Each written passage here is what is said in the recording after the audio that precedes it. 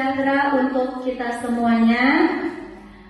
Puji dan syukur kita panjatkan kehadirat Tuhan Yang Maha Esa, yang mana pada siang hari ini kita masih diberikan kesehatan dan kelapangan waktu sehingga kita hadir di ruangan yang berbahagia ini untuk mengikuti diseminasi yang akan kami bawakan, yaitu saya Yuti Handriani bersama Ibu Novida untuk memenuhi tugas kami sebagai calon guru penggerak angkatan 9 Kabupaten Tapanuli Tengah. Yang kami hormati Bapak Sekretaris Sekolah, Bapak Subadi SPDMM. Yang kami hormati Bapak Ibu Guru peserta diseminasi pada siang hari ini. Baiklah Bapak Ibu, untuk mempersingkat waktu saya akan langsung membacakan tertib acara kita hari ini. Yang pertama, pembukaan diseminasi oleh Bapak Sekretaris Sekolah. Yang kedua nanti pemaparan diseminasi budaya positif yang akan saya bawakan bersama dengan Ibu Novida. Untuk mempersingkat waktu, kami persilakan kepada Pak Subadi untuk membuka acara kita pada hari ini. Kepada Bapak kami persilakan dengan segala hormat. Terima kasih Bu Yuti. Bismillahirrahmanirrahim. Assalamualaikum warahmatullahi wabarakatuh. Selamat siang, salam sejahtera bagi kita semua. Puji syukur kepada Allah Subhanahu wa Ta'ala. Pada siang hari ini kita masih diberikan nikmat, sehat, dorongan waktu sehingga bisa menghadiri undangan teman-teman CGP program guru penggerak angkatan 9, di mana pada siang hari ini teman-teman guru yang mengikuti program guru penggerak angkatan 9 melalui sesi berbagi, melalui kegiatan diseminasi implementasi budaya positif. Semoga ini menjadi prakarsa perubahan di sekolah ini. Dengan program diseminasi ini, teman-teman guru yang lain mendapatkan pengimbasan, mendapatkan pengalaman baru, hal baru dalam hal tidak mengenal paradigma baru dalam dunia pendidikan, terkhusus di program guru penggerak dan terlaksananya implementasi kurikulum merdeka. Berkaitan dengan hal tersebut, pada siang hari ini secara resmi kegiatan diseminasi atau sesi berbagi teman-teman CGP angkatan 9 secara resmi saya nyatakan dibuka dengan mengucap Bismillahirrahmanirrahim. Semoga kegiatan ini diridhoi oleh Allah Subhanahu wa Ta'ala.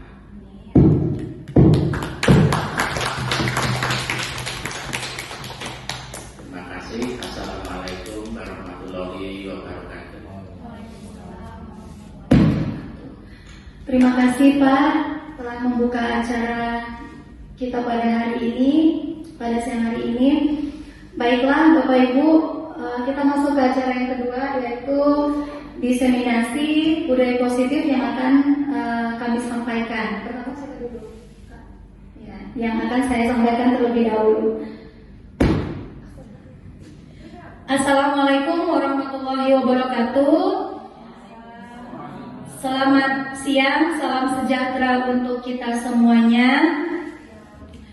Baiklah Bapak Ibu, di sini saya akan memaparkan diseminasi budaya positif. Diseminasi itu kita seperti sharing di sini Bapak Ibu tentang budaya positif yang akan kita aplikasikan nanti di sekolah kita ini, agar apa yang kita inginkan untuk sekolah kita ini dapat berjalan dengan baik, sehingga visi dari sekolah kita dapat tercapai nantinya. Nah, yang akan saya bawakan sendiri. Sebelum kita masuk ke materi, Bapak Ibu, di sini ada beberapa pernyataan yang saya berikan. Ada 4 pernyataan. Nah, saya mohon untuk Bapak Ibu nanti memberikan pendapatnya tentang pernyataan ini. Apakah Bapak Ibu setuju? Pernyataan yang pertama di situ ada pemberian hukuman hukuman dapat mendisiplinkan siswa. Setuju Bapak Ibu? Setuju. Oke. Ada yang nggak setuju Pak Ibu? Pas ya, setuju semua ya. Nah, pernyataan yang kedua, pemberian hadiah itu dapat meningkatkan prestasi siswa. Setuju kita di sini Bapak Ibu? Setuju. Oke. Nah, yang ketiga, guru harus dapat memberikan solusi untuk setiap siswa yang bermasalah. Setuju ya Bapak Ibu ya? Yang keempat, guru berperan sebagai teman bagi siswa. Setuju, lebih setuju. Oke Bapak Ibu, kita sudah punya jawabannya. Kita pegang jawaban kita. Nah, setelah diseminasi nanti kita akan menemukan benar nggak yang kita jawab gitu. Apakah sesuai dengan kaidah-kaidah yang sudah ada, yang semestinya. Nah, gitu ya Bapak Ibu ya. Kita lihat nanti. Nah, ini Bapak Ibu, apakah budaya positif itu? Budaya positif itu merupakan nilai-nilai keyakinan universal yang diterapkan di sekolah. Nah, di sini ada nilai-nilai Bapak Ibu. Kira-kira nilai-nilai yang bagaimana Bapak Ibu yang kita terapkan di sekolah? Pasti nilai-nilai yang baik ya Bapak Ibu ya. Nah, yang baik itu contohnya gimana Bapak Ibu? Disiplin, ya. Tanggung jawab, betul sekali. Terus Bapak Ibu, mandiri, jujur, kreatif, begitu kan? Oke, itulah nilai-nilai yang termasuk ke dalam budaya positif tadi. Nah, kemudian ini, semua yang sudah kita sebutkan itu Bapak Ibu, itu masuk ke dalam inti dari budaya positif. Nah, ini Bapak Ibu, konsep inti untuk menciptakan budaya positif itu ada 6. Yang pertama, disiplin positif. Kemudian yang kedua, motivasi perilaku manusia. Yang ketiga, keyakinan kelas atau sekolah. Yang keempat, kebutuhan dasar manusia. Yang kelima, posisi kontrol seorang guru. Dan yang terakhir itu segitiga restitusi. Jadi inilah yang bakal kita bahas di diseminasi ini Bapak Ibu. Dari keenam inti budaya positif ini yang kira-kira menggelitik di pikiran kita yang mana Bapak Ibu? Segitiga restitusi. Ya, apa itu segitiga restitusi? Nanti bakal kita bahas Bapak Ibu. Sebenarnya semua ini, keenam budaya positif ini itu sudah kita laksanakan di dalam perjalanan kita sebagai seorang pendidik ini. Cuma namanya kita nggak tahu gitu. Terus ketika mau pelajari ini, oh iya, aku sudah pernah melaksanakan ini. Cuma tahapannya itu yang saya rasa itu tidak pas begitu. Nanti bakal kita bahas Bapak Ibu, tahapan-tahapan di segitiga restitusi itu apa. Nah, ini yang terakhir pula ini Bapak Ibu. Mudah-mudahan kita nggak bosan. Yang terakhir. Nah, kita masuk ke sini dulu untuk melihat paradigma. Jadi untuk membangun budaya yang positif, sekolah perlu menyediakan lingkungan yang positif, aman dan nyaman, agar murid-murid mampu berpikir, bertindak, dan mencipta dengan merdeka, mandiri, dan bertanggung jawab. Lazimnya, disiplin dikaitkan dengan kontrol.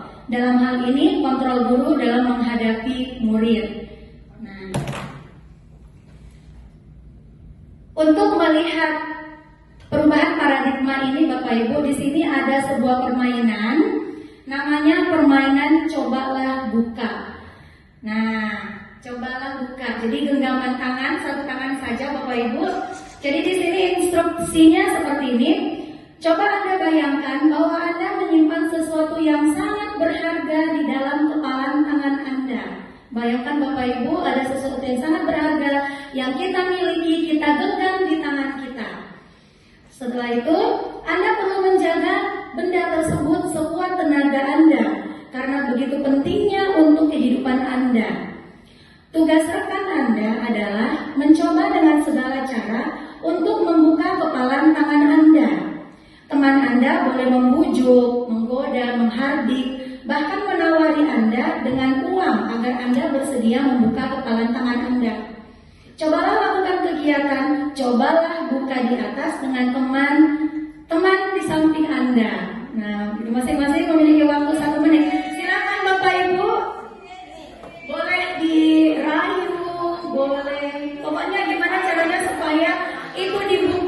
gitu.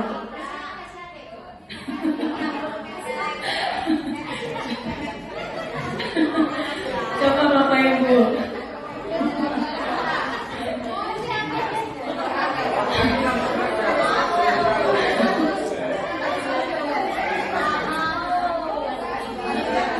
Oke. Oke Bapak Ibu, sudah ya Bapak Ibu ya, 1 menit ya.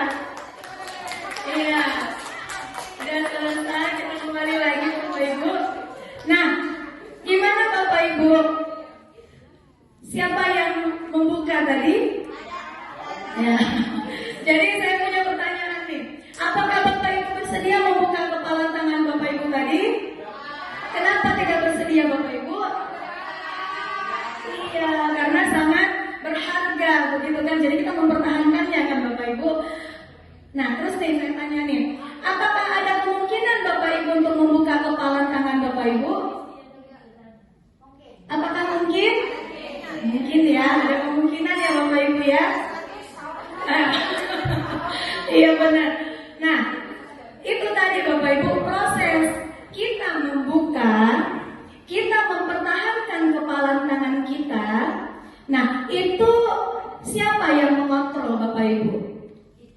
Ya, diri kita sendiri ya Bapak Ibu ya. Diri kita sendiri atau bujukan dari teman kita tadi? Jadi iya, diri kita sendiri. Nah, jadi begitu Bapak Ibu. Inilah nanti yang akan kita kita gilirkan ke disiplin positif itu Bapak Ibu. Karena biasanya kalau kita sudah bicara disiplin, pasti kita pikirannya kan ke peraturan. Keperaturan ya Bapak Ibu ya. Nah, peraturan. Jadi kita melaksanakannya itu karena sudah ada peraturan begitu. Itu tidak berasal dari diri kita sendiri, tetapi adanya unsur ekstrinsik yang datang dari luar. Kan begitu ya Bapak Ibu ya. Nah, inilah yang bakal kita bahas nantinya. Nah, inilah perubahan paradigma tadi. Jadi, kita sendirilah yang memegang kontrol atas kepalan tangan kita tadi. Apakah kita mau membukanya atau mau menutup kepalan tangan kita. Nah, itu bergantung pada diri kita masing-masing sesuai dengan kebutuhan dasar kita saat itu. Gitu ya Bapak Ibu ya, sesuai dengan jawaban kita tadi. Nah, inilah Bapak Ibu pergeseran paradigma menurut Dr. William Glasser, yaitu ini membicarakan tentang ilusi-ilusi, hayalan-hayalan kita sebagai seorang guru.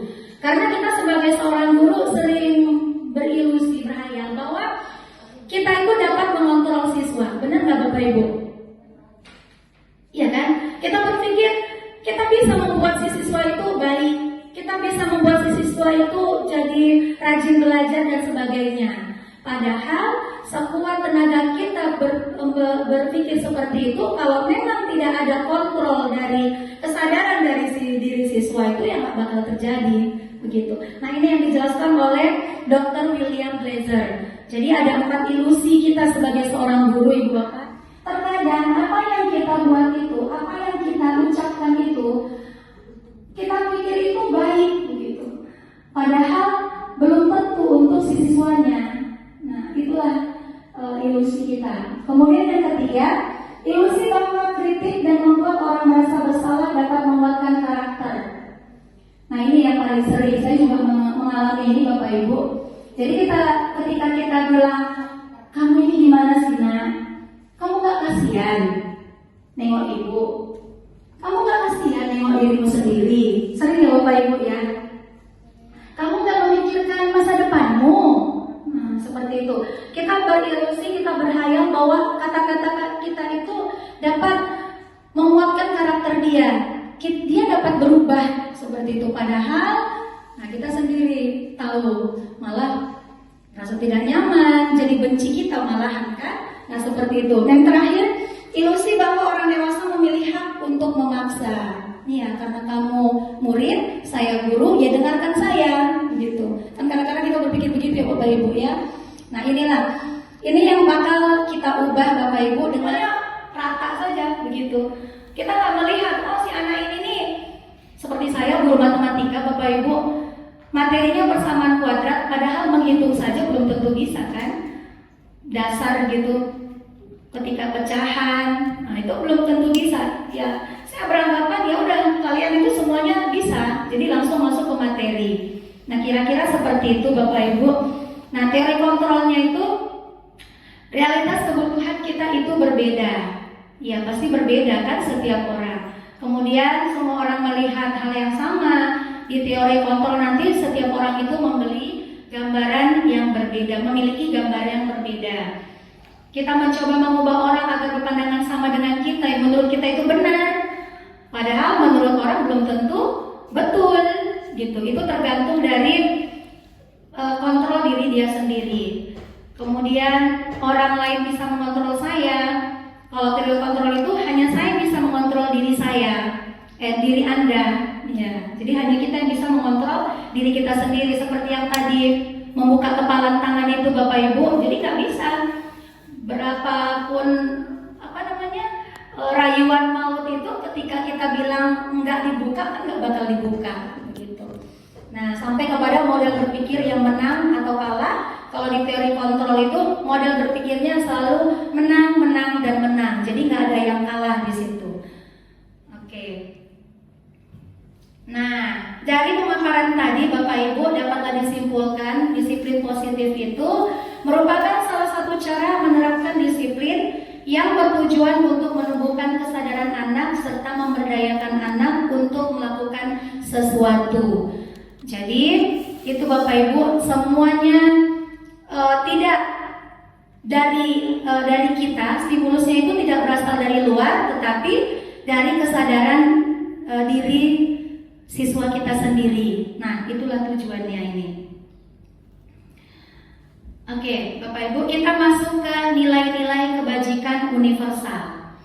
Nah, untuk melaksanakan budaya positif itu, supaya budaya positif itu dapat terlaksana, maka yang kita sebutkan di awal tadi Bapak Ibu, disiplin, jujur, apalagi tadi Bapak Ibu, mandiri. Nah, itu semuanya masuk ke nilai-nilai kebajikan universal, yaitu pelajar Pancasila yang sering kita dengar sekarang ini, profil pelajar Pancasila. Itu ada 6 ya Bapak Ibu ya.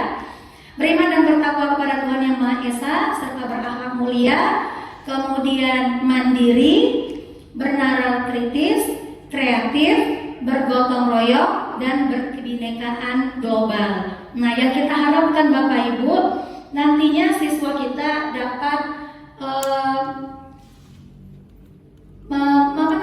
mendapatkan ini profil pelajar Pancasila. Jadi mereka itu mempunyai sifat ini semua, yang ke-6 sifat ini. Oke, motivasi perilaku manusia. Jadi motivasi perilaku manusia itu ada 3 Bapak Ibu. Yang pertama, menghindari ketidaknyamanan dan hukuman. Kemudian mendapatkan imbalan atau penghargaan dari orang lain. Nah, ini semua disebut dengan motivasi ekstrinsik. Ya, jadi ini kebanyakan dari siswa kita, kadang-kadang kita juga sih. Benar nggak Bapak Ibu? Jadi kita melakukan sesuatu karena ingin mendapatkan imbalan atau penghargaan dari orang lain. Benar nggak? Pernah nggak ini kita alami Bapak Ibu? Iya. Begitu juga dengan siswa-siswa kita. Gitu. Dia melakukan sesuatu itu ketika kita iming-imingi dengan nilai. Saya juga merasakan itu Bapak Ibu. Jadi ketika kita iming-imingi dengan nilai, nah dia termotivasi untuk belajar kan begitu. Atau kita iming-imingi dengan, nah kalau bisa jawab nanti ibu kasih beng-beng misalnya. Nah seperti itu. Kemudian menghindari ketidaknyamanan dan hukuman. Kalau kamu terlambat nanti keliling lapangan. Jadi karena ada hukuman begitu, kita katakan kalau kamu terlambat nanti akan keliling lapangan 5 kali, makanya si anak menjadi tidak terlambat. Nah itu merupakan motivasi ekstrinsik. Nah kita berharap nanti dengan disiplin atau budaya positif ini Bapak Ibu, motivasi itu datang dari dalam diri siswa kita sendiri. Itu yang disebut dengan motivasi intrinsik tadi, yaitu menghargai nilai-nilai kebajikan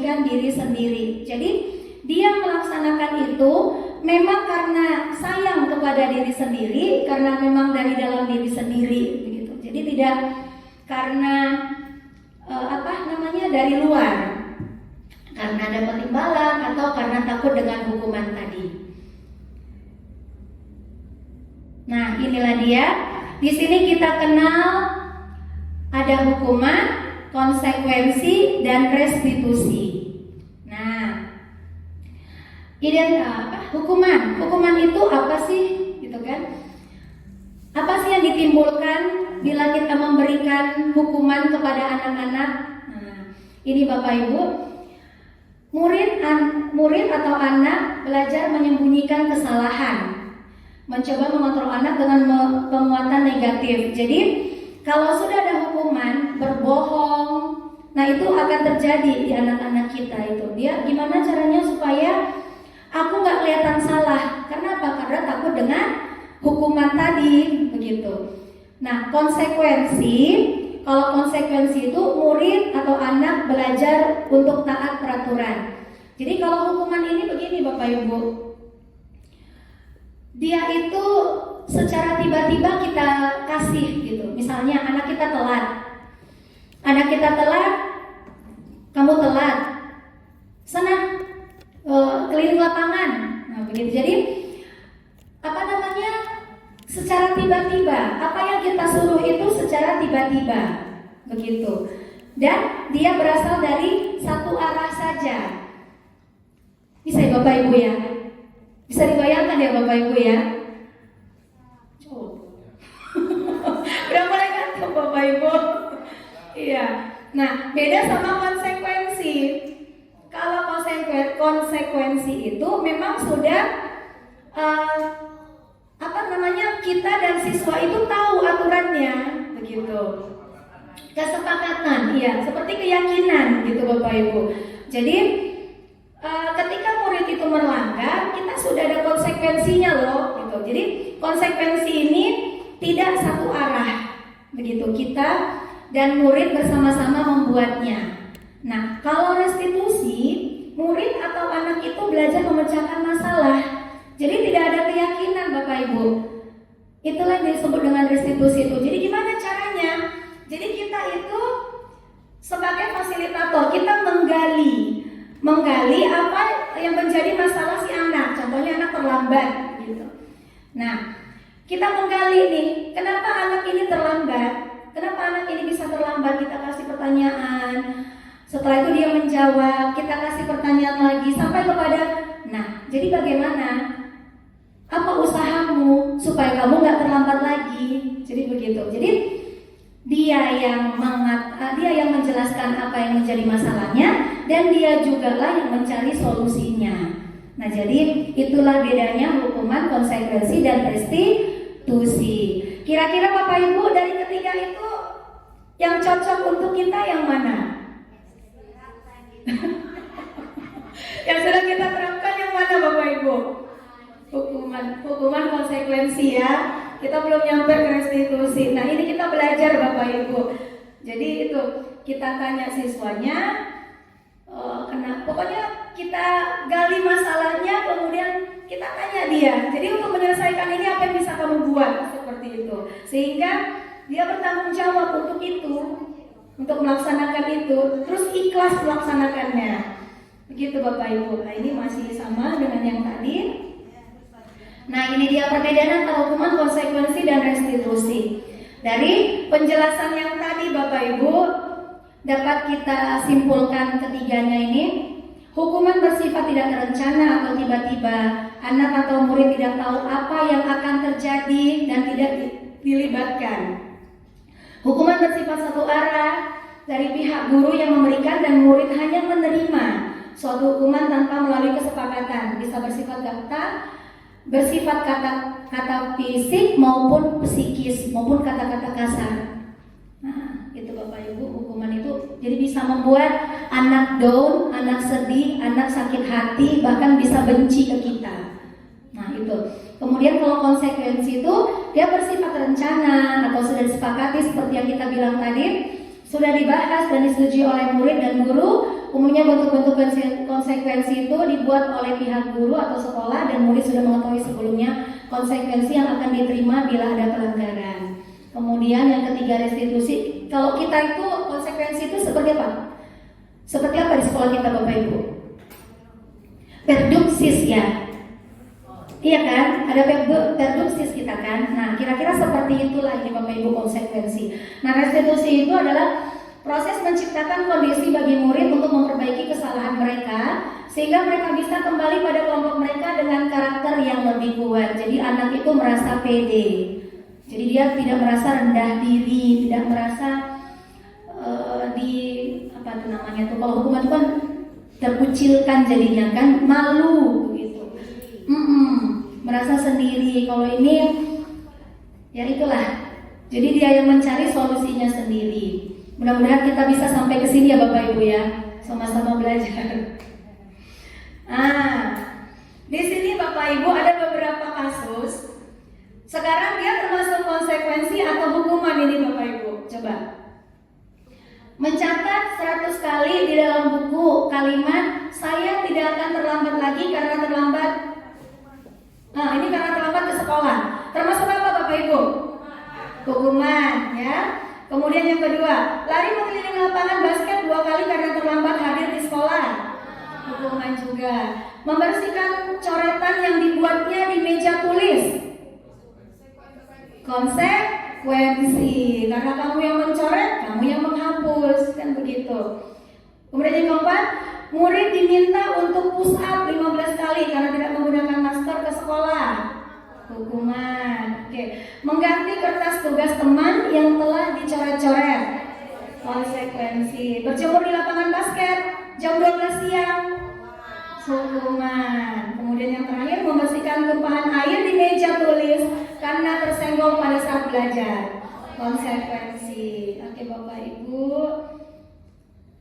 Nah, ini Bapak Ibu. Jadi dihukum oleh penghargaan. Jadi hukuman itu ternyata memberi penghargaan itu juga termasuk hukuman. Jadi dihukum oleh penghargaan. Apa itu? Nah ini pengaruhnya itu jangka pendek dan jangka panjang. Jadi penghargaan efektif jika kita menginginkan seseorang melakukan sesuatu yang kita inginkan dalam jangka waktu pendek. Jika kita menggunakan penghargaan lagi dan lagi, maka orang tersebut akan bergantung pada penghargaan yang diberikan serta kehilangan motivasi dalam dirinya. Dan jika kita mendapatkan penghargaan untuk melakukan sesuatu yang baik, maka selain kita senantiasa berharap mendapatkan penghargaan tersebut lagi, kita pun menjadi tidak menyadari tindakan yang baik yang kita lakukan. Jadi maksudnya dihukum oleh penghargaan ini Bapak Ibu. Jadi kesannya begini, kita melakukan sesuatu itu, yaitu tadi tidak berasal dari motivasi dari dalam diri kita, tetapi karena ada sesuatu yang ingin kita dapatkan begitu. Nah, kan nggak selalu kan kita bisa memberikan hadiah, penghargaan kan kepada murid kita lah contohnya. Kan nggak setiap hari misalnya kita kasih candy, bonbon misalnya, kan nggak selalu kita bisa memberikan itu. Nah, ketika kita tidak memberikan itu, maka mereka tidak akan semangat lagi. Seperti nilai juga, ini pun saya mulai merubah Bapak Ibu. Saya termasuk guru yang selalu ketika memberikan masalah kepada siswa, saya langsung ngambil kertas absen. Ini bakal dinilai nih gitu. Itu pasti semangat. Tapi ketika saya tidak ngambil itu absen, udah malas-malesan anaknya. Itu memang terjadi Bapak Ibu. Nah, inilah yang harus kita geser di situ. Jadi itu termasuk ke dalam dihukum oleh penghargaan. Jadi itu baik atau tidak menurut kita Bapak Ibu? Baik nggak Bapak Ibu? Tidak baik ya. Jadi sama-sama kita ubah. Oke, ya tidak efektif. Ini penghargaan itu tidak efektif. Penghargaan merusak hubungan. Nah, jadi ketika kita memberikan sesuatu kepada siswa kita yang bisa menjawab suatu masalah atau soal Bapak Ibu, secara tidak sadar itu bisa saja teman yang lain itu merasa iri. Nanti dia pernah nggak Bapak Ibu mendengar, paling si Polan itu udahlah nanti kita kasih masalah, udah Polan maju. Pernah Bapak Ibu? Nah seperti itu. Jadi bisa menimbulkan merusak pertemanan, Kemudian motivasi si anak yang lain itu juga bisa terpendam, jadi gak termotivasi untuk menjawab, toh nanti bakal si polatnya itu, kan begitu. Nah, oke Bapak Ibu, kita masuk ke keyakinan kelas. Nah, mengapa keyakinan kelas bukan peraturan kelas? Kenapa Bapak Ibu? Udah mulai ngantuk nih. Ayo Bapak Ibu, kenapa keyakinan kelas bukan peraturan kelas Bapak Ibu? Siapa yang mau menjawab? Ya, Bu Tenti. Kenapa Bu? Karena kalau keyakinan kelas itu dibuat dari kesepakatan kelas kita dengan siswa. Iya. Peraturan itu kita yang buat gitu. Oke, kasih aplaus untuk Bu Tenti. Ya, betul sekali ya Bu ya. Jadi kalau peraturan itu satu arah ya Bu. Kalau keyakinan kelas, kita dan siswa bersama-sama membuatnya. Ya, karena ini juga sudah kita buat ya Bu di kelas kita. Nah, di sini Bapak Ibu jawab pertanyaan-pertanyaan berikut. Ini ada 2 pertanyaan Bapak Ibu. Mengapa kita memiliki peraturan tentang penggunaan helm pada saat mengendarai kendaraan roda 2 atau motor? Kenapa Bapak Ibu kita pakai helm? Betul, karena keselamatan. Bukan karena takut ditilang. Karena keselamatan ya Bapak Ibu. Kemudian berarti itu berarti motivasinya sudah berasal dari diri gitu, bukan dari luar lagi. Nah, kemudian nih, mengapa kita memiliki peraturan tentang penggunaan masker dan mencuci tangan setiap saat? Untuk kesehatan. Jadi bukan karena yang lain-lain ya Bapak Ibu ya. Oke. Nah, ini Bapak Ibu, keyakinan kelas dibuat berdasarkan kesepakatan antara guru dan murid serta bersifat universal. Sedangkan peraturan kelas itu biasanya dibuat oleh guru dan bersifat satu arah. Jadi peraturannya dari kita, anak tinggal melaksanakan, kan begitu. Nah, ini Bapak Ibu, prosedur pembuatan keyakinan kelas. Yang pertama, mempersilakan seluruh murid di kelas untuk mencurahkan pendapat tentang peraturan yang perlu disepakati di kelas. Kalau saya biasanya itu, ini masuk yang kedua, mencatat semua masukan-masukan para murid atau warga sekolah di papan tulis atau di kertas. Nah, saya biasanya itu membuatnya di sticky note Bapak Ibu. Mungkin kita sama ya Bapak Ibu ya.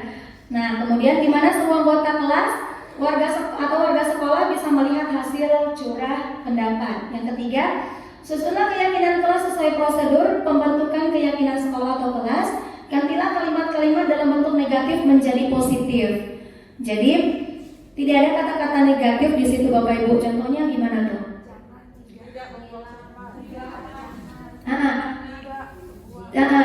Dilarang berkata kotor misalnya. Tidak boleh mencontek. Nah, bisa kita ubah dengan harus bersifat jujur misalnya. Tidak boleh cakap kotor, bisa kita ubah dengan berkata sopan misalnya, begitu ya Bapak Ibu ya. Kemudian yang keempat, kita tinjau kembali daftar curah pendapat yang sudah dicatat tadi. Kemudian yang kelima, tinjau ulang keyakinan kelas secara bersama-sama. Baru yang keenam, setelah keyakinan kelas selesai dibuat, maka semua warga kelas dipersilakan meninjau ulang dan menyetujui dengan menandatangani keyakinan kelas tersebut, termasuk guru dan semua warga sekolah atau murid. Yang terakhir, keyakinan kelas selanjutnya bisa diletakkan di dinding kelas di tempat yang mudah dilihat oleh semua warga sekolah. Ini kalau kami buat pas di belakang pintu Bapak Ibu. Jadi masuk kelas langsung kelihatan tuh keyakinan kelasnya.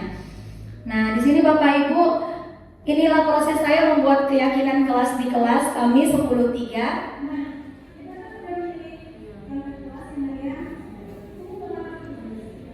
Bisa kita tonton bersama-sama.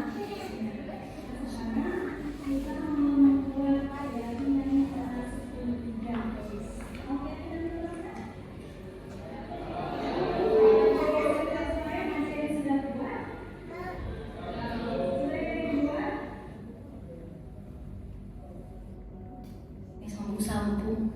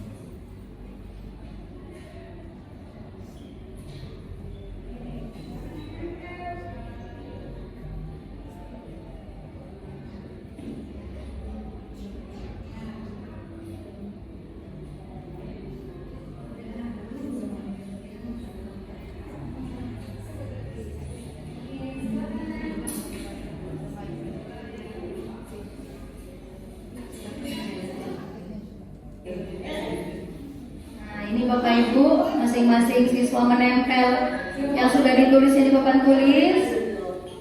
Di sini mereka sangat bahagia. Oke. Nah, ini sudah ditempel.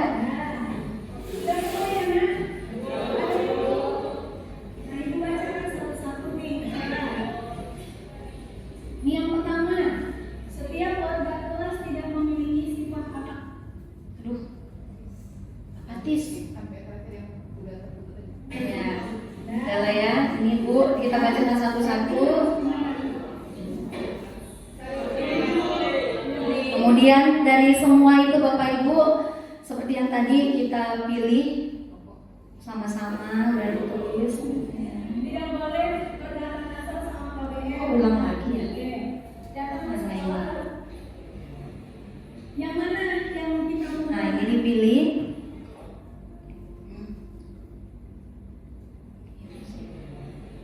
Yang mana yang mungkin kamu buat nak? Waktu, ya nak? Nah, udah. Nah, inilah Bapak Ibu. Dari yang banyak itu kami pilih 5 keyakinan kelas 10-3. Nah, itulah Bapak Ibu. Kata sopan, jujur. Nah, itulah contoh pembuatan keyakinan kelas Bapak Ibu. Oke, selesai keyakinan kelas, kita masuk ke kebutuhan dasar manusia. Nah, kebutuhan dasar manusia itu adalah segala sesuatu yang kita lakukan untuk mendapatkan apa yang kita inginkan. Seluruh tindakan yang kita lakukan memiliki tujuan tertentu dan segala usaha terbaik yang telah kita lakukan agar kebutuhan dasar kita terpenuhi dengan baik. Nah, 5 kebutuhan dasar manusia Bapak Ibu. Yang pertama, bertahan hidup. Bertahan hidup itu apa saja?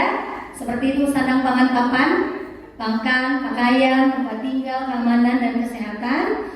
Kemudian kasih sayang dan rasa diterima, dipedulikan, berbagi, kerjasama, menjadi bagian dalam kelompok. Yang ketiga, penguasaan, harga diri, keinginan untuk dianggap, keinginan untuk berprestasi, diakui dan didengar.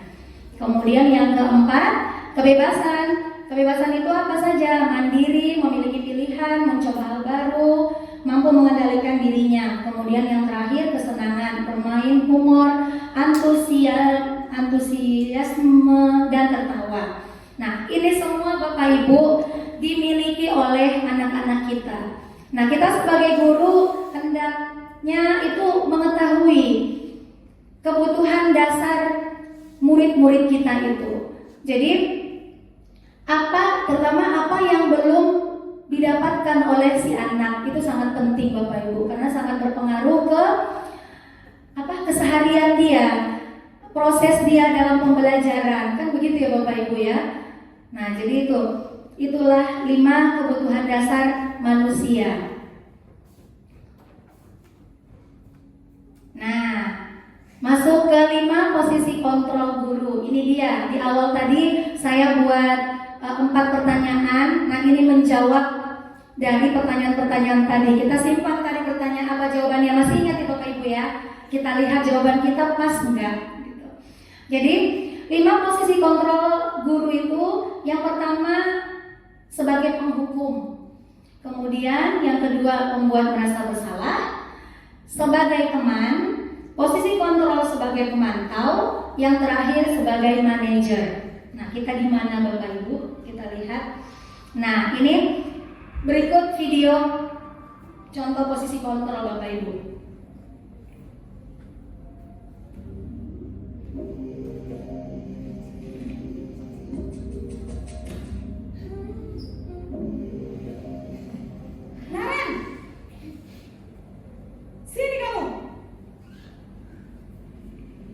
Selamat pagi, Bu. Selalu terlambat. Kamu deh, pasti terlambat. Maaf, Bu. Saya Apa? Apa coba? Alasan kamu apa lagi? Kapan sih kamu tidak terlambat? Malas sekali ya kamu jadi anak. saya Dasar pemalas. Gak kapok-kapok sih kamu. Sudah berapa kali terlambat? Sana, kamu keliling lapangan basket 2 kali. kenapa Kenapa saya harus keliling lapangan basket, Bu? Kenapa? Kamu melarang ibu? Berani-beraninya. Siapa yang begini Bapak Ibu? Sudah terlambat, masih berani jalan pulang. Sekarang keliling lapangan basket 5 kali sekalian. Biar kapok. Cepat. Pergi sana ke lapangan basket. Itu yang pertama Bapak Ibu. Yang kedua, posisi membuat merasa bersalah.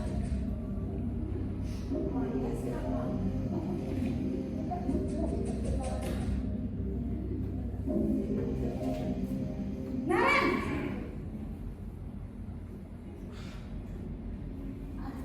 Selamat pagi, Bu. Naren, kamu kenapa terlambat lagi, nak?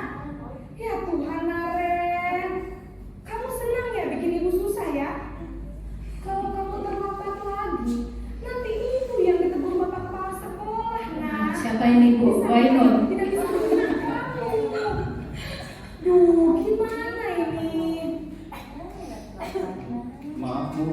Duh, Gusti Naren, kamu suka ya kalau ibu tegur bapak kepala sekolah? Terus, sekarang ibu harus tulis apa ini di buku absen? Ini kamu sudah sering terlambat loh. Ibu harus apa coba? Maaf, Bu. Maaf sekali. Ya sudah, lain kali jangan bikin ibu susah lagi ya nak ya. Ibu tidak akan kuat lagi kalau kamu begini terus. Bisa jadi keluar kalau ibu tegur bapak kepala sekolah. Sekarang cepat kelas. Maaf ya, Bu. Maaf sekali. Posisi pembuat rasa bersalah berbicara dengan nada tenang.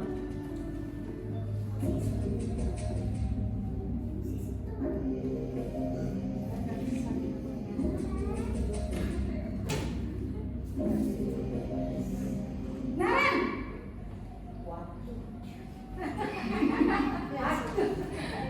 Selamat pagi, Bu. wah sudah jam berapa ini nak? Ya saya. Siapa ini? Wainul. Ibu saya udah menolongkan saya, Bu.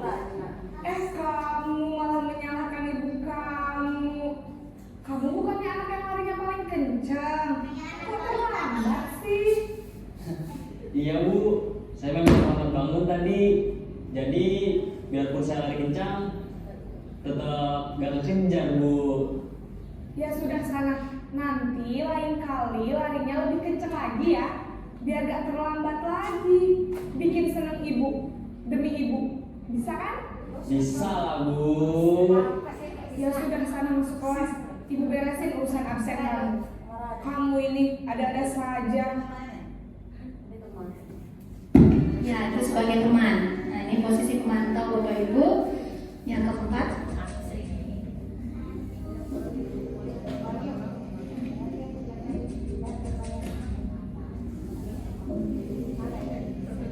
Naren,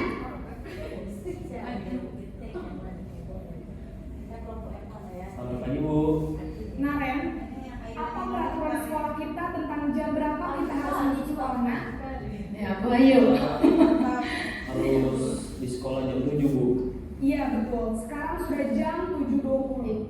Naren sudah tahu konsekuensinya jika terlambat hadir. Paham, Bu. Saya harus tinggal kelas pas jam istirahat selama 20 menit. Iya benar, konsekuensinya demikian. Jadi nanti jam 9.30 pas istirahat, kamu harus tinggal di kelas, kerjakan tugas tambahan untuk ketertinggalan kamu, ya? Baik, Bu. Ini yang terakhir Bapak Ibu.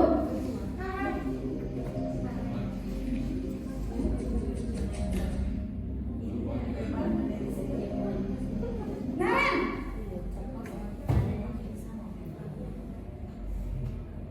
Selamat pagi, Bu. selamat pagi Naren. Maaf, Bu. Saya terlambat.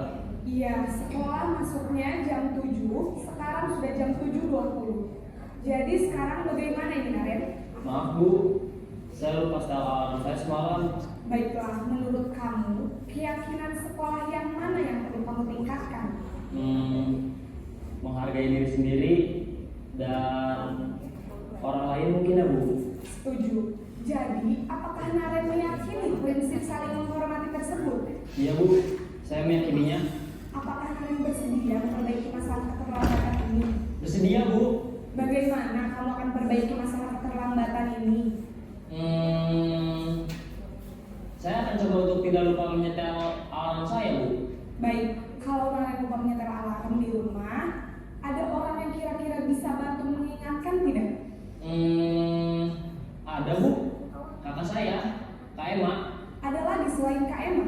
Selain Kak Emma, ada ibu saya. Baik, jadi yang mengingatkan Naren adalah Kak Emma dan ibu kamu ya? Kira-kira akan mulai start alarm kapan nih Naren? Setelah pulang sekolah, akan segera saya lakukan. Baik, jadi Naren akan setel alarm untuk bangun besok pagi dan akan diingatkan oleh kakak dan ibu dan Naren ya. Ada lagi yang mungkin perlu dilakukan Naren agar tidak terlambat bangun lagi? Tidak ada Bu. Baik Naren, terima kasih untuk kerjasama kamu. Sekarang kamu perlu kembali ke kelas untuk belajar. Baik Bu, terima kasih. Oke, itu tadi Bapak Ibu. Nah, contoh 5 posisi kontrol kita sebagai guru. Nah, kira-kira kita masuk yang mana Bapak Ibu? Manajer. Iya, kita berusaha untuk jadi itu ya Bapak Ibu ya. Jadi manajer itu. Oke. Nah, jadi sudah terjawab yang tadi ya Bapak Ibu ya, yang di awal. Iya. Nah, ini jadi dari video itu dapat kita simpulkan ini Bapak Ibu, posisi kontrol sebagai penghukum itu dia bersifat menghardik sambil menunjuk-nunjuk seperti yang tadi ya Bapak Ibu ya. Kamu tidak tahu ini sudah jam berapa? Jadi katanya menghardik kasar ya Bapak Ibu ya, sambil menunjuk-nunjuk. Kemudian memberikan hukuman baik fisik maupun psikis verbal. Nah, jadi kata-katanya kasar, kemudian ya seperti tadi, klinik lapangan sampai 5 kali biar kapok sekalian, gitu kan Bapak Ibu ya. Nah, apa dampaknya kepada anak Bapak Ibu? Dampaknya itu ada 2. Ini yang dapat saya simpulkan. Yang pertama, anak akan jadi pendendam. Ya, itu tanpa kita sadari Bapak Ibu. Dia akan dendam kepada kita. Kemudian yang kedua, dia tidak akan menyukai guru dan wakil guru yang memberi hukuman itu. Kalau gurunya guru matematika, ya dia tidak akan suka dengan pelajaran matematika itu. Setuju nggak ini Bapak Ibu? Setuju ya Bapak Ibu ya. Berarti yang menghukum yang di awal tadi dapat mendisiplinkan itu berarti betul apa tidak? Tidak ya Bapak Ibu ya. Nah, ini harus bergeser. Itulah pergeseran paradigma tadi Bapak Ibu. Kemudian yang kedua, penguat rasa bersalah. Suaranya lembut, memelas, sedih, namun terkesan membuat siswa merasa bersalah. Nah, Ren, kamu tidak kasihan kepada ibu? Kalau ibu dimarahi kepala sekolah bagaimana? Nah, itu ya Bapak Ibu ya. Jadi kita memelas, membuat siswa kita beranggapan supaya dia sedih, kan begitu. Nah, ternyata nggak sedih. Iya benar. Apalagi anak SMA, waduh. Ya anak-anak kita ini loh Bapak Ibu. Kemudian, iya, guru menyatakan kesalahan kepada murid dan guru merasa menderita. Seperti tadi Bapak Ibu. Kalau Bapak kepala sekolah tahu, bagaimana? Nah, ibu kan akan dimarahi. Nah, seperti itu. Kemudian dampaknya apa Bapak Ibu kepada siswa? Yang pertama, membuat murid akan merasa bersalah. Kemudian membuat murid tidak percaya diri. Jadi dia nggak melakukan apa-apa itu takut, tidak pede, takut salah begitu. Nah, itu kalau di posisi kontrol membuat rasa bersalah. Kemudian yang ketiga, posisi sebagai teman Bapak Ibu, guru bersifat ramah. Nah, Ren, kamu tahu ini sudah jam berapa, Nak? Kan begitu ya Bapak Ibu ya. Kemudian cenderung bersenda gurau untuk menghangatkan suasana, seperti yang kita lihat tadi. Dampaknya apa Bapak Ibu untuk murid? Memang murid itu akan dekat kepada kita, tapi ada dampaknya Bapak Ibu. Yang pertama, murid akan bergantung pada satu orang guru. Aman, ada Bu Yuti. Bu Yuti baik sama aku, nah gitu. Jadi dia akan bergantung kepada satu orang guru yang dianggapnya teman itu. Terus yang kedua, membuat murid tidak mandiri, selalu bergantung pada guru. Nah itu kalau dampaknya di posisi sebagai teman ini. Yang keempat Bapak Ibu, itu posisi sebagai pemantau. Nada suaranya lembut, ekspresinya datar, bahasa tubuhnya formal. Kamu tahu peraturan sekolah kita ini sudah jam berapa? Jadi dia lebih ke konsekuensi. Jadi ke peraturan, anak itu diarahkan ke peraturan-peraturan yang ada di sekolah Bapak Ibu. Kemudian sangat mengandalkan perhitungan catatan, data yang digunakan sebagai bukti perilaku. Jadi anak itu terlambat sudah berapa kali, nah itu dicatat. Jadi kalau posisi pemantau ini dia fokusnya ke situ. Iya, ya biasanya memang di kesiswaan ini ya Bapak Ibu ya. Mantap, dampaknya apa Bapak Ibu? Ya, murid merasa tidak nyaman seperti tadi karena kamu sudah terlambat. Kamu tahu kan konsekuensinya, ya Bu. Nah, kamu nanti mengerjakan tugas di waktu istirahat. Jadi teman-teman yang istirahat dia ngerjain tugas gitu Bapak Ibu. Itu akan memunculkan rasa tidak nyaman di siswa itu. Nah, yang terakhir Bapak Ibu, yang kelima, posisi kontrol sebagai manajer. Jadi sebagai manajer itu suaranya netral, mengajukan pertanyaan yang bermakna, menggilir murid untuk mendapatkan solusi sendiri. Jadi kita tanya masalahnya apa, jadi solusinya gimana nih, apa yang bisa kamu lakukan. Ya, seperti Sinaren tadi, saya kan buat alarm Bu. Nah, selain alarm, siapa lagi yang bisa mengingatkan kamu? Ada ibu, ada kakak, kan seperti itu. Nah, kemudian membantu murid memecahkan masalahnya sendiri. Jadi kita hanya memberi pemantik saja Bapak Ibu. Jadi dia yang menyelesaikan masalahnya itu. Dan insya Allah kalau sudah begitu, dia akan konsekuen, Iya, akan melakukan itu dengan senang hati karena ya ini di dampaknya Bapak Ibu. Muridnya menjadi mandiri dan percaya diri untuk memecahkan masalahnya sendiri. Ini solusi dari aku loh. Gitu. Jadi dia akan berusaha untuk melaksanakan itu dengan baik. Nah, begitu. Oke, jadi itu ya Bapak Ibu ya. Jadi yang menjadi kita berusaha untuk menjadi posisi kontrol yang mana Bapak Ibu? Manajer. Bisa nggak kita ya? Iya, sama-sama ya Bapak Ibu ya. Nah, oke. Di sini ada beberapa masalah Bapak Ibu. Posisi kontrol apakah aku? Nah, ini Bu. Terlambat lagi. Kapan ya kamu bisa datang tepat waktu? Posisi kontrol apa ini Bapak Ibu? Posisi kontrol apa ini Bapak Ibu? Dari yang 5 tadi? Terlambat lagi. Kapan ya kamu bisa datang tepat waktu? Apa Bu? Membuat rasa bersalah. Bukan penghukum Bapak Ibu. Terlambat lagi. Kapan ya kamu bisa datang tepat waktu? Membuat rasa bersalah ini ya? Oh ya, membuat rasa bersalah. Oke. Langsung ya. Nah ini yang kedua Bapak Ibu. Kamu tahu kita mulai apel jam berapa? Iya, pemantau. Yang ketiga Bapak Ibu, apa rencana kamu untuk memperbaiki hal ini? Manajer. Ya, kita sering-sering membuat seperti ini Bapak Ibu. Biar kebiasaan. Oke, masuk yang terakhir Bapak Ibu, segitiga restitusi. Nah, apa itu segitiga restitusi? Yaitu proses dialog yang dijalankan oleh guru agar dapat menghasilkan murid yang mandiri dan bertanggung jawab. Nah, langkah-langkah segitiga restitusi itu sendiri Bapak Ibu, itu sudah ada di samping itu. Jadi ada 3 tahapan.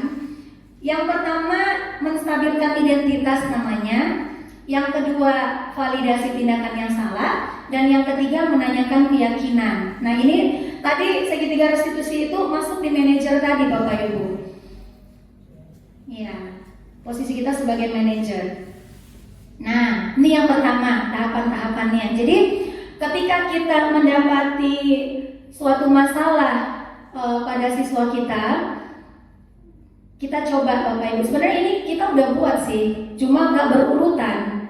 Kalau kita kan langsung ke sini Bapak Ibu. Kalau saya langsung ke sini, validasi tindakan yang salah, gitu. Ternyata ada ini dulu, menstabilkan identitas. Apa sih ini? Berdasarkan prinsip membuat kesalahan adalah bagian dari proses pembelajaran. Jadi membuat perbuatan salah itu biasa, seperti itu. Jadi kita tidak langsung menjudge di situ, menguatkan si anak. Nah, kira-kira begitu, Bapak Ibu, menstabilkan identitas ini. Nah, apa saja kata-kata yang bisa kita berikan atau penguatan yang bisa kita berikan ke anak-anak, ke siswa kita. Nah, ini bisa dengan kata-kata begini Bapak Ibu. Kita bilang ke anak kita, berbuat salah itu wajar. Nah, seperti itu. Tidak ada manusia yang sempurna. Semua manusia itu pernah salah, termasuk ibu juga pernah melakukan kesalahan. Nah, seperti itu. Kemudian Bapak Ibu pernah melakukan itu.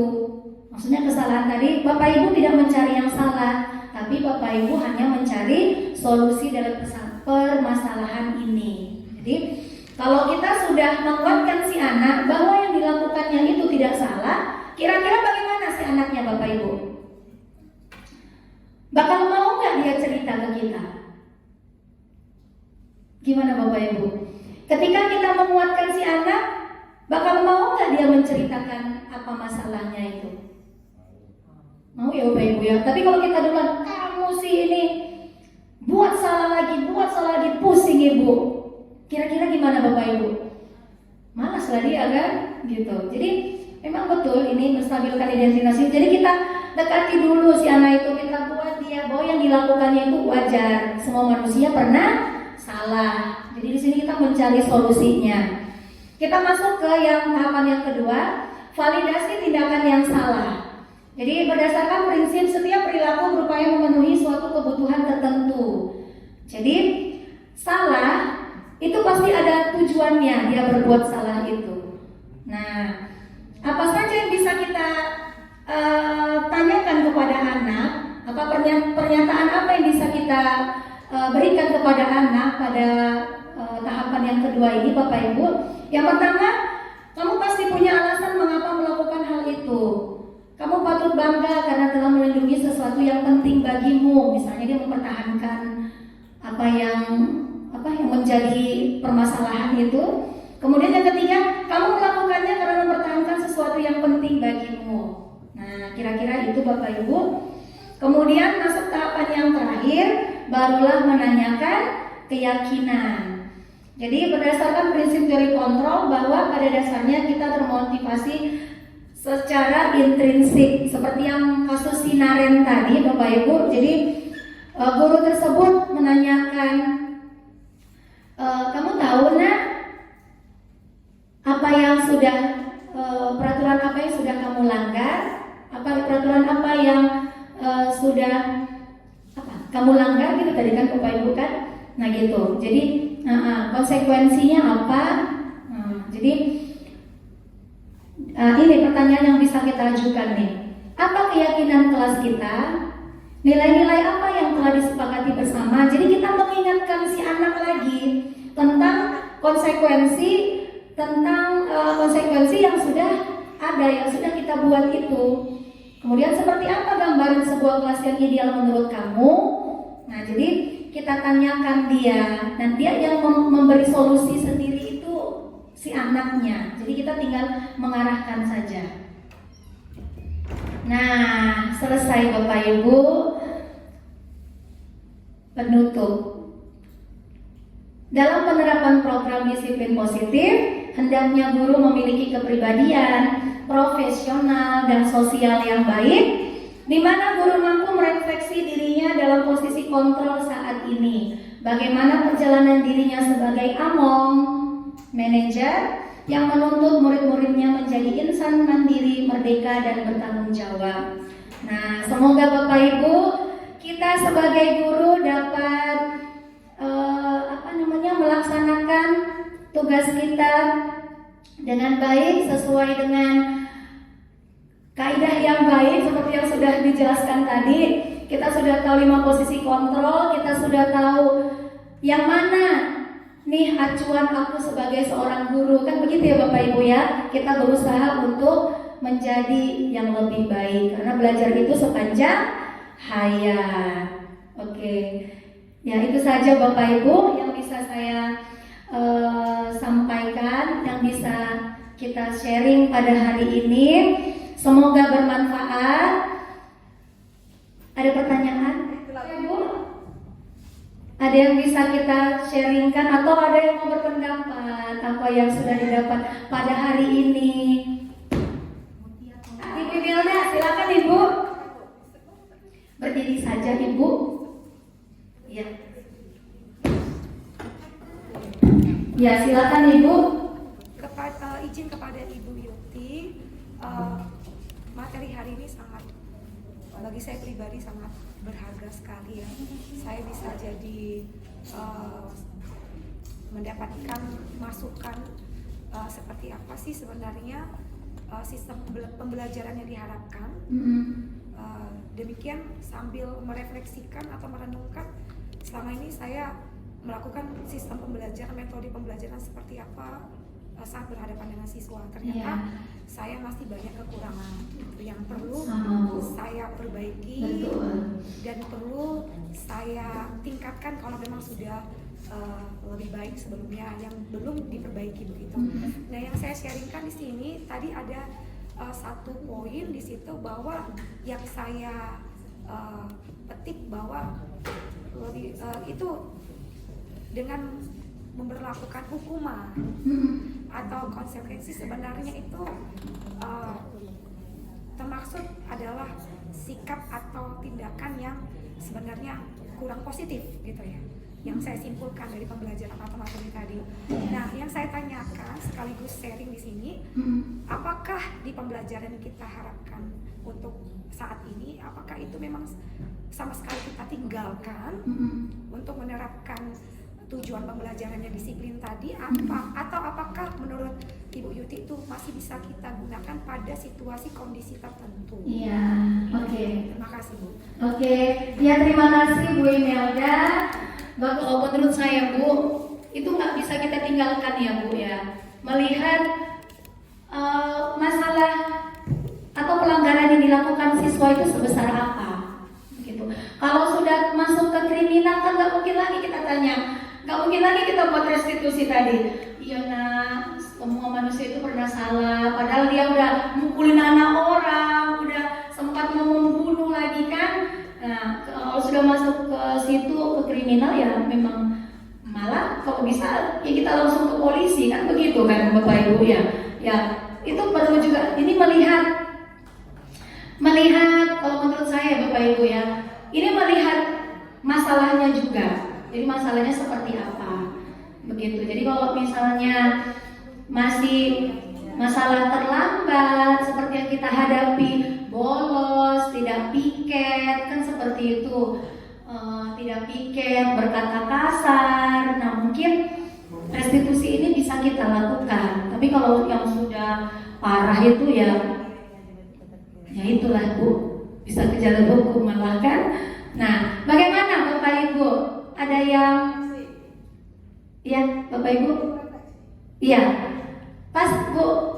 Oke, iya. Makasih Bu Imelda. Ya Bapak Ibu, ada yang mau memberikan refleksi tentang diseminasi kita hari ini Bapak Ibu? Iya, silakan Bapak, Pak Deru. Iya Pak, silakan Pak Deru. Baik, terima kasih untuk kesempatannya. Ini mewakili dari Tendik ya, yang selama ini juga membantu di pendisiplinan siswa Iya. dan juga pelayanan khusus siswa gitu kan. Memang sangat benar sekali tadi pemaparan yang sudah disampaikan kalau kita sudah memiliki model-model tadi ya.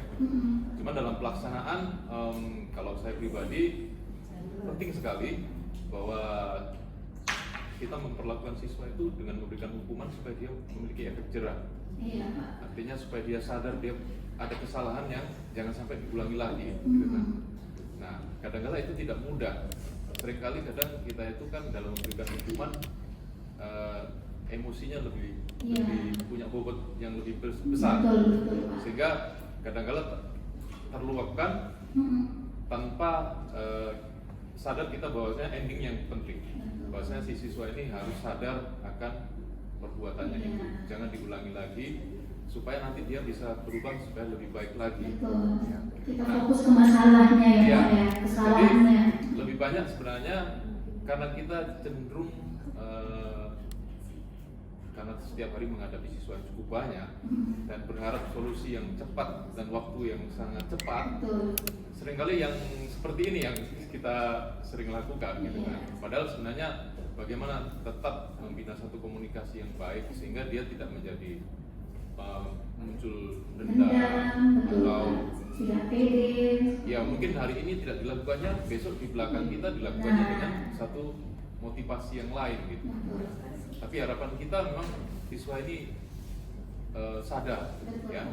Jadi itu tidak mudah memang. Iya. Ada prosesnya. Betul, sama-sama. Iya, Pak. Tapi saya sangat menyadari gini, sebagai guru memang itu kita yang tahu bagaimana endingnya siswa itu. Siswa itu bisa lebih baik karena ada guru gitu. Jadi guru yang bisa membawa siswa untuk lebih baik. Kalau siswa sendiri kadang-kadang dia tidak tahu membawa dirinya lebih baik. Mengarahkan. Karena dia tidak punya rule atau harus, karena kita sudah mengalami cukup banyak. Jadi harus dia mengikuti kita gitu kan. Arahan kita, bimbingan kita. Nah, pasti kalau kita dilawan misalkan, pasti kan efeknya menimbulkan satu perseteruan gitu. Tapi harapnya siswa itu bisa mau terus dibina, diarahkan sampai akhirnya dia bisa sadar, dia bisa lebih baik dan menemukan apa yang dia cita-cita. Benar, cita-citanya dapat tercapai ya, Pak. Ya. Iya, Pak ya. Terima kasih banyak, Bapak. Semua yang kita bicarakan teman ini dan bertanggung jawab, Pak. Kan itu intinya kan, Pak. Kalau sudah datang dari diri sendiri, udah kita jadi guru tuh enak gitu. Nah, mengarahkan ke situ lah sekarang kita mulai belajar, ya kan, Pak? Ada lagi Bapak Ibu? Oke Bapak Ibu, terima kasih banyak karena sudah tidak ada lagi yang mau kita sharingkan. Mudah-mudahan bermanfaat ya Bapak Ibu ya. Bisa kita terapkan di dalam pembelajaran kita, dalam kegiatan kita sehari-hari sebagai seorang pendidik, sehingga apa yang telah dicita-citakan, apa yang menjadi visi sekolah kita dapat terwujud. Amin, amin ya rabbal alamin. Saya akhiri Bapak Ibu. Terima kasih banyak. Mohon maaf kalau ada kesalahan baik dalam tutur kata maupun gestur tubuh saya. Saya mohon maaf. Billahi taufik wal hidayah. Assalamualaikum warahmatullahi wabarakatuh. Selamat sore.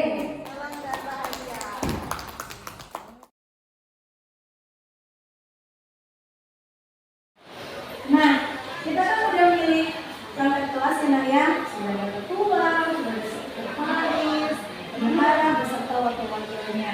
Nah sekarang kita mau membuat keyakinan kelas 10-3. Tahu keyakinan kelasnya? Di SMP Semarang ada yang sudah buat? Sudah ada yang buat? Apa-apa saja sih yang menjadi peraturan, tapi peraturan ini kita yang buat, kalian yang buat, kita yang buat, kita yang laksanakan. Nah, apa-apa saja keyakinan yang ada di kelas 10-3. Nah, di sini Ibu udah siapkan sticky note. Jadi nanti kalian tulis di sini, nah misalnya nih masuk kelas harus tepat waktu, misalnya gitu. Terus tidak berkata salah, mau beli, gitu, ya. Nah kalian tulis yang kira-kira yang pas untuk kelas 10-3 itu yang harus kita yakini itu apa aja sih? Nah, Ibu bagi ditulis ya 4. Yang bagi kan 4 kan? Ditulis. Ada yang mau ditanya? Jelas ya?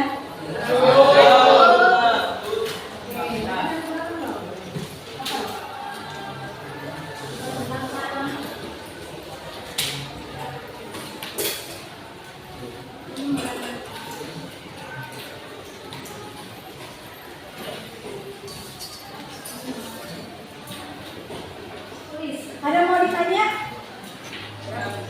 Nah, berapa? Terserah. Bu, saya mau 2 boleh, mau 3 boleh, saya cukup 1 boleh. Yang sudah selesai boleh ditempel di depan di papan tulis. Boleh ditempel di papan tulis yang udah buat. Nggak usah dibuat namanya. Pokoknya itu aja. Apa keyakinan kelas yang menurut kalian harus kalian patuhi di kelas itu. Tulis di situ.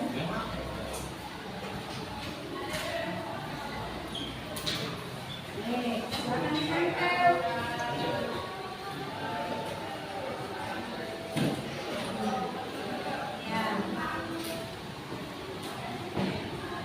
Ya, terus ya. Oke, silakan ya.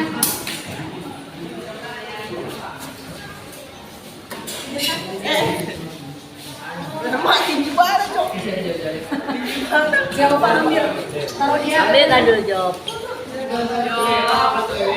Gak usah jauh-jauh. Sini lah. Oke.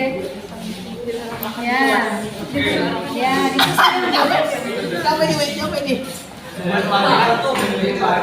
Yang penting nggak oke.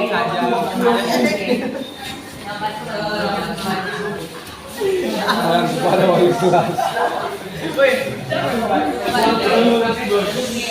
Oke.